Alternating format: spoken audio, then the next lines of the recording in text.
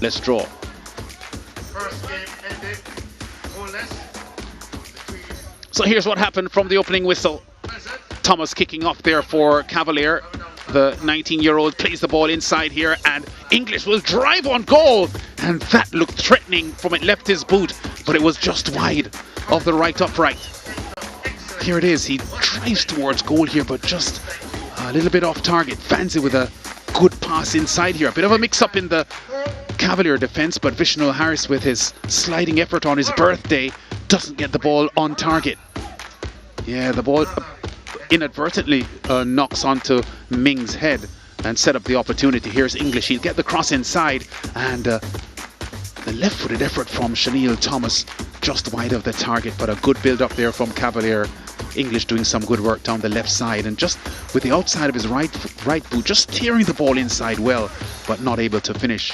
English there to Atkinson, the super sub, his cross inside, but arriving just a bit late there was English, who saw the play coming, but he just wasn't able to get there in time.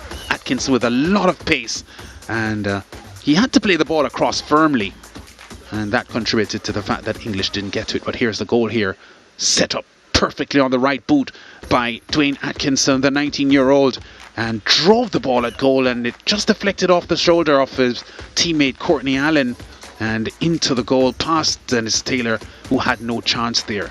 There he is, the hue and grey, just trying to jostle, but he couldn't stop that one, and Taylor concedes his first goal of the afternoon, the first goal of the new season. Well, Atkinson's contribution to the game wasn't done yet, because look at that beautiful pass about 30 yards downfield. Allen rounds the goalkeeper and slides the ball in left-footed. What an excellent pass there from Dwayne Atkinson. With the outside of his right boot, a lot of skill, perfectly weighted, and Allen just rounds goalkeeper Taylor, slides the ball in left-footed. Yeah, and he could be in Tokyo with the gymnastics on the celebration.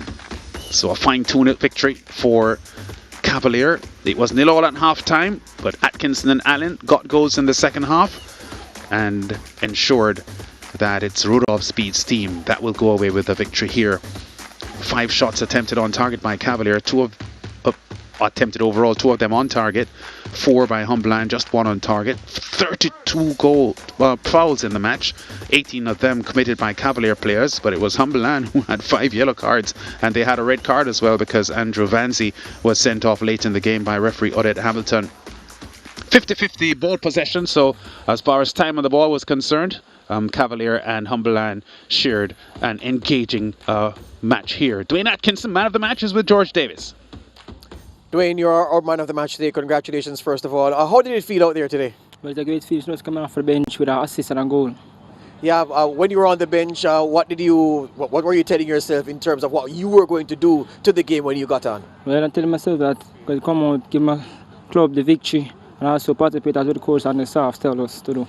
All right, in terms of the season overall and preparing for it, stop, start, when you got the word that you were finally going to get some football, how did you greet that news? Well, just put mind to it and just get ready and focus for the season and play a part as how they should play. You're wearing a shirt that was worn by Messi Marsh for some time for Cavalier with distinction. You've inherited the number 10. What can you tell the Cavaliers fans about how you are going to make an impact in this number 10 shirt? Well, as you know, you have to live on as Messi Marsh and keep the legacy as though I used to do it and just play my role. Yeah, will Cavalier be strong over the course of the season? What can you guarantee fans that? Yes, going to be strong and keep focused and fight till the end. All right, Dwayne, congratulations. Thanks. We hope that you win many more Man of the Match awards. You're welcome. Good. Dwayne Atkinson there, the Man of the Match, and he came off the bench to provide a goal and an assist. Andrew Price walks into the shot right now. Andrew, disappointment? Yes, not really though. I'm going to be very honest. We had about 14 training sessions, and definitely this Cavaliers team has been training long before us, so they are a much fitter, younger bunch, and we really wilted in the second half, and the fatigue set in. We had to make some substitutions because of cramping. So, you know, it's all about a learning curve, and we're going to have to just play ourselves into condition and play ourselves into form. But for the period of time that we were out there, I saw some good things that I can build on and some encouraging things. We moved around the ball a lot. And we should have gotten some opportunities in the first half, but we weren't able to capitalize. And then in the second half, Cavaliers really turned on the burners on us with their fitter players. Yeah, we thought that defensively you were sound despite conceding 2 goals, and that midfield, defensively you held your own, but that up front you just lacked that little something today. Yes, we need to make better decisions in the final third, and we weren't making them today. But like I said, we were rusty. It's been a year and 2 months, so the first game out, I won't mark them too hard, but we'll get better as the season progresses. So we can be sure that you'll be drilling them hard on the training ground to reach the optimum fitness to allow them to do what you want them to do tactically. Definitely. They don't have the mind is telling them that they can do things right now, but the body won't allow them. So they're going to have to get themselves into proper condition and play themselves into condition. All right, Coach, we'll come again. Thank you. Thank you. Andrew Price there, the coach of Humble Lion. Talk now to the... Right, Everdeen, congratulations on the victory. 2-0, your assessment of the overall performance? I think my team gave a good performance of themselves. We know we're always going to have the beat on Humble Lion team because we have some youthful players who are excited and ready to play. And we always know that in the end, youthful exuberance will tell. And that just proved itself this evening. Sometimes you bring a player off the bench and they come and they join into what's happening on the field. And sometimes you bring players off and they lift the standards of everybody around them. That's certainly what Dwayne Atkinson did for you today. Yeah, Dwayne Atkinson is one of our better players in the position that he came and played. But he's just coming off an injury and we decided that we weren't going to start him today. We were just going to let him watch the game and gradually come on and take charge of the game.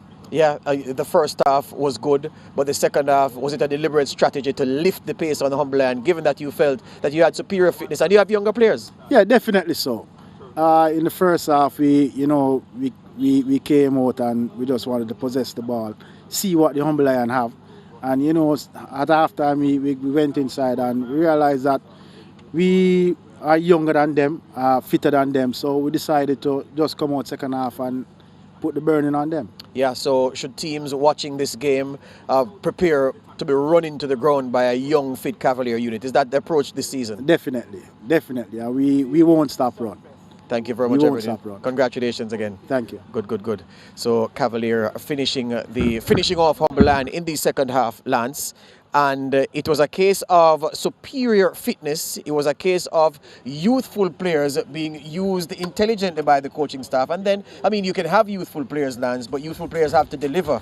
And Dwayne Atkinson lifted a Cavalier team that was playing well up to that point, but he gave them an extra spark, gave them an added dimension. And as the game grew older, you could see that their physical advantage over Humble Lion would tell, and it tell resoundingly. Yes, and to Cavaliers' credit, George, you have to say that they have a culture of giving young players responsibility, having confidence in them and making them know that the coaching staff has trust in their ability. And that's what we saw today, these young players expressing themselves and Atkinson coming on and putting an exemplary performance in the second half and propelling Cavalier to a win that they richly deserved. And another difference between the teams, Lance, whereas Cavalier started with pace on the flanks and pace up front and then brought on substitutes off the bench that gave them more pace up front, Humble Lion never had that one player who was direct, quick. LeVon Williams is quick, but he's not as zippy as he was early in his career, and they lacked pace up front, the Humble Lion team. Yeah, they did, and they had trouble, especially in the second half, because we had mentioned early in the game, George, that based on the average age of the two teams,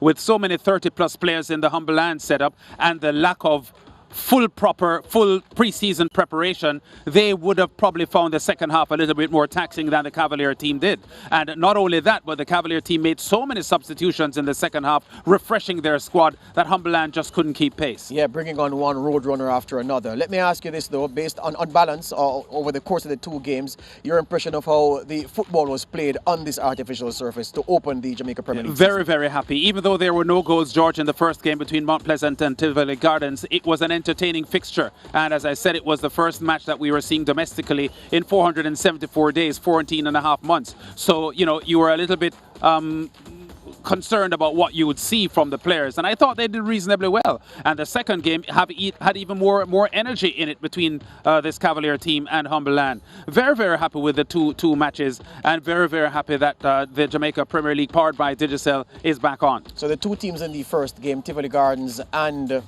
well, let's talk about this before we make that point. Port United and Dunbar Holden come up on Sportsbank Store on Sunday, 10:30 a.m., 11:30 a.m. ECT. That's on Sunday morning. And then on Monday, we have a double header for you. We have Veer and Malines. That's at 12:30, 1:30 outside Jamaica. And the second game of the double bill will see Waterhouse and Harbourview clash. So I was asking you about Tivoli Gardens earlier today in their opening game, and the fact that there were things that Philip Williams would have seen that would have satisfied him, and there were things that the Mount Pleasant coach Teagat Davis would have seen that satisfied him. You heard Andrew Price, the only coach to have lost today, say that there were things that he can build. And look, it's the first game of the season. It's a new campaign. There is a lot of physical and background work to go into. But the coach who lost today, he has a reason to be optimistic because Humberland weren't bad. They weren't awful. Yeah, I agree with you. And in the same way, Andrew Price had suggested in the post-game interview, George, that he knew that his Humberland team was coming in short-changed against a more prepared Cavalier team. It's the same way that Philip Williams had known that his Tivoli team was coming up against a Mount Pleasant team that was far more advanced in its readiness for competitive football than they were. So the fact that he got a point from Mount Pleasant would be very satisfying for Philip Williams. Well, all right, so we can say good weekend, good opening weekend, or good opening day. The weekend isn't done. Good opening day on the artificial surface, which he believes will be the surface of the future in Jamaica, given its versatility and its hardiness. The football ran true for the most part, and Whitaker, I give you the last word. The action was good. I really enjoyed this double billing on this Saturday. Yeah, the Jamaica Premier League, powered by Digicel, off to a fantastic start, and it continues, of course, in the morning with another match and then a double header on Monday. We'll see you then.